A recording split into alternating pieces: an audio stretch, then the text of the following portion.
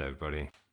So I got this question about how we can navigate the modern world of having a job and a family when we're trying to follow this spiritual path. A lot of the idea behind it is that you have to go and live in a cave in the Himalayas, either that or become a monk.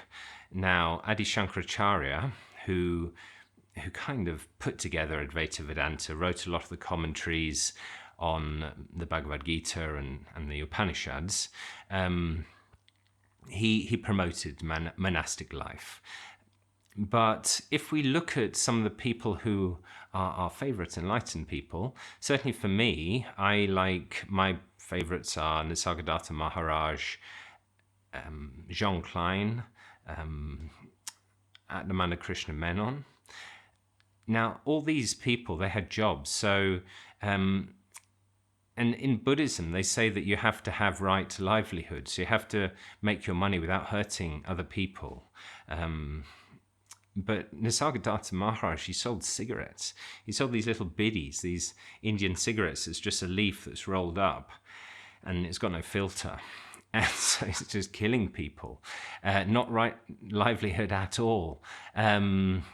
So he did that, and Atmananda Krishna Menon was a police officer, and at that time in India, I'm not really sure how good the police were, whether there might have been any corruption, but still a pretty tough job.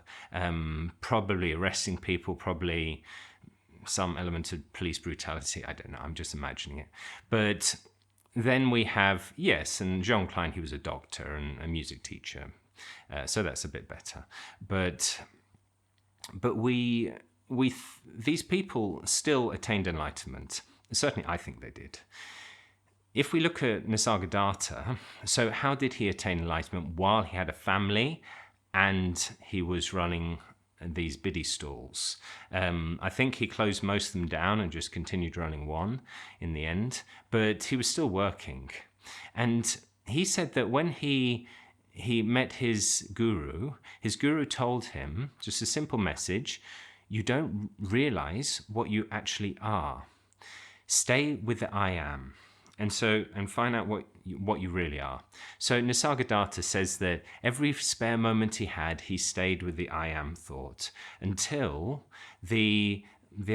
all the I am this, I am that, I am person, all of that disappeared, and he was just left with this raw sense of being, this open awareness, not even a kind of witness, more like just the awareness, consciousness, being itself.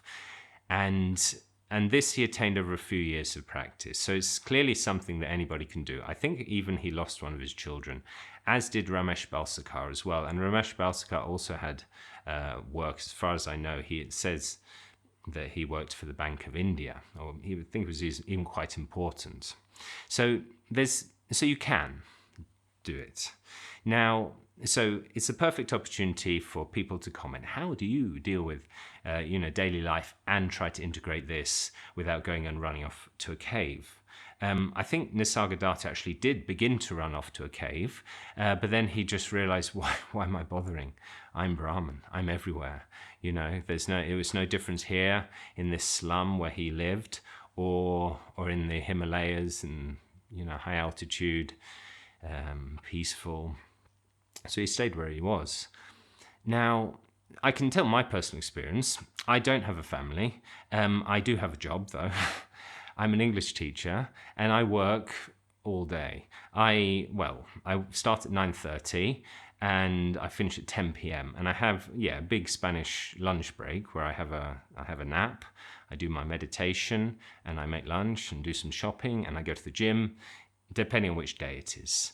It's really packed. So I'm not really there a lot of the time. When I'm in the lessons, my first way of integrating non-duality into my lessons was to kind of be the classroom, be the space. A lot of the style I teach is that we go through these books, and I don't get them to write exercises on their own and then I tell them the answers, we go through it together. So I ask the first person, tell me, and the next person, and we go around.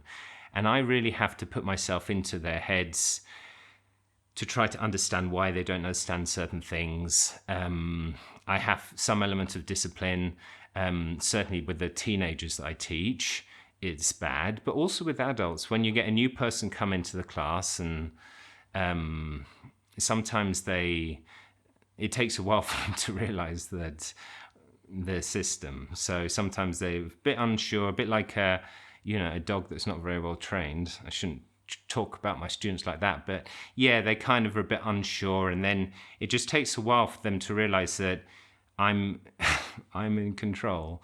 It's all going well. Don't worry. Everything will come with time, and just to relax and let me take care of it.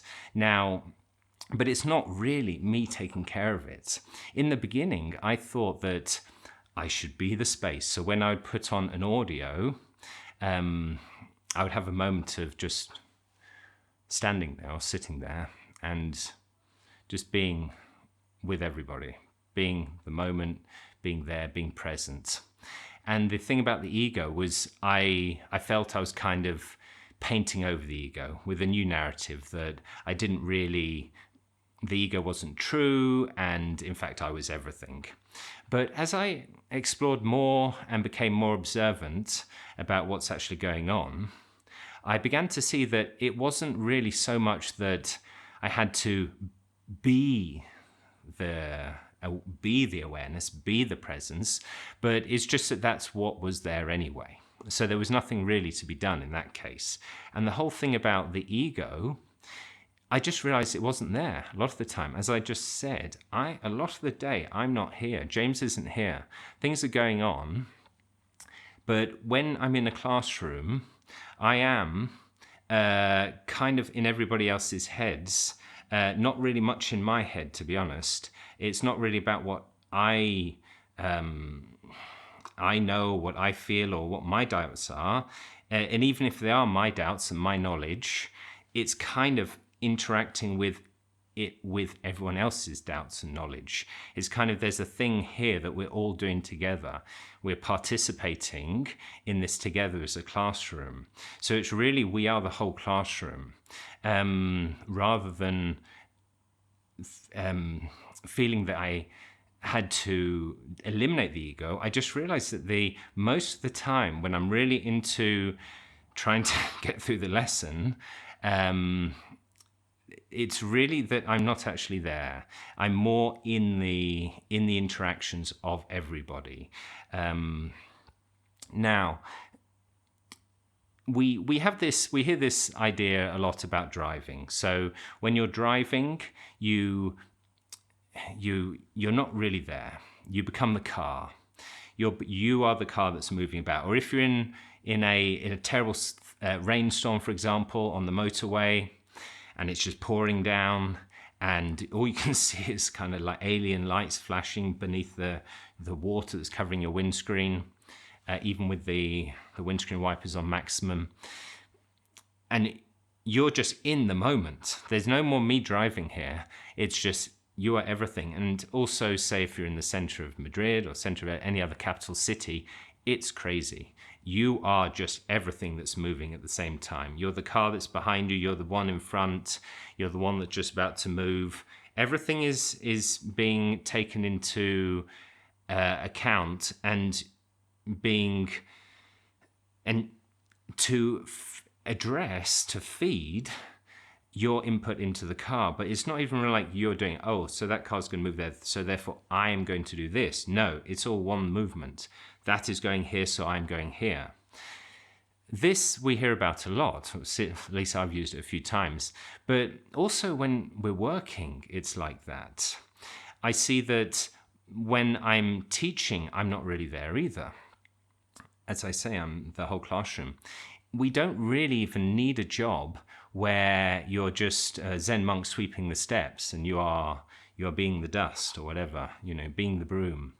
Or, you're a monk and you're tending the parsnips in the garden, in the vegetable garden. You don't even need that. The most intense class can be one where you can notice what's going on with the ego. Intense job, I meant to say, not class, but yeah. So this is how we, at least what I see, a good way of approaching working while following this path. And I think insights come out of this. I'm sure that I've got more insights out of this than living in a cave. Maybe in a previous life I lived in a cave and I thought, well, this time I'm going to have a proper job. Well, it's not even a proper job, to be honest. So I think that, for example, the main things that I do in my day, I go to the gym, I go to work, and I make the videos. I make the videos at the weekend in the evening. I'm the same person.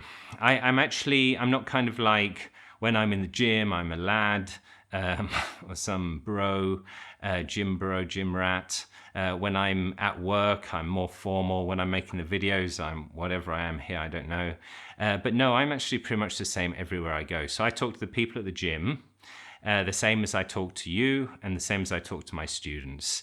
It's the same me. But, the same thing, the same programming really, probably. And there is not much variation. But I did notice that in the lessons, there is more variation between my lessons than there is between teaching and going to the gym, talking to people at the gym. Because when I'm teaching, I've got groups that are just a few people and groups that are a large group. When I'm in a large group, I feel that more powerful, just like I have a stronger energy, because I try to, when there's more people, I try to make people laugh and catching things, and just I feel like I become bigger. And when I'm with fewer people, I kind of just become like a normal person again. Now, this is not really because I'm changing. This is because the group's changing. I'm part of that group. And when the group is big, that's what's happening for this group, this interaction between the group. That's what's happening. And when I'm with a few people and I become more normal, that is also because it's the group. It's not really me reacting to the group. It's the group as it is. We are really, the human aspect part of us is really the universe acting. And we see this, well, I see this more and more as I get into this, as I go further into this. But it's a perfect opportunity for you to tell me and all the other people how you integrate this, because I think a lot of the people who follow are really quite knowledgeable, quite spiritual, and also have to deal with this. And I'd be interested to know, I'm not sure if any of you are living in caves at the moment. Maybe you do for some period of the year, but I imagine not, unless you've got great internet connection, you're probably not living in a cave at the moment. So how do you approach this? And what have you got out of it? I'd be interested to know. I'm sure other people in this little community would too. So thanks very much for watching. Goodbye.